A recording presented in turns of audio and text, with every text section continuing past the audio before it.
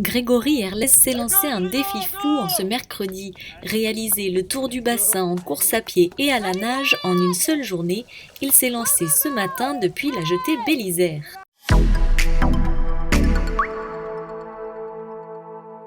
Je m'appelle Grégory Herlé, je suis coach sportif et blogueur et je m'apprête à faire le tour du bassin d'Arcachon en réalisant la partie traversée en natation, soit 3,2 km, et ensuite le tour du bassin en courant, soit 73 km. Cette idée, elle est venue, ça fait un bout de temps que je me dis que le tour du bassin, ça pourrait être sympa en courant, sauf que traverser le bassin en navette, c'est pas dans l'esprit sportif. Du coup, je me disais qu'il fallait trouver un moyen pour traverser.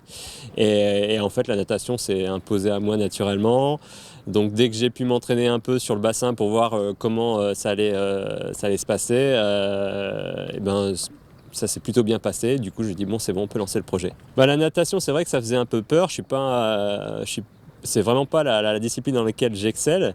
Et du coup, une fois qu'il y a un objectif, c'est plus facile pour s'entraîner et de se motiver. Et puis nager dans le bassin, c'est beaucoup plus sympa que dans une piscine bondée de 25 mètres. J'espère pouvoir faire la traversée en 1h45 maximum. Et puis pour la partie course à pied, l'objectif serait de faire l'ensemble du tour en moins de 8 heures. Et donc ça nécessite de courir à une moyenne de 12 km/h. Je fais beaucoup de trail. Je me préparais pour le marathon de Paris avant que le confinement se mette en place. Finalement, le bassin, c'est la partie la plus stressante parce qu'on est plus dépendant de la météo. Il faut faire en fonction des marées, du courant, de la météo aussi.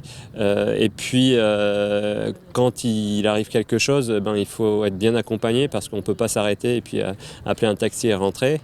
Donc c'est pour ça qu'il y a aussi une équipe qui me suit en bateau avec un sauveteur à bord pour, si ça se passe mal,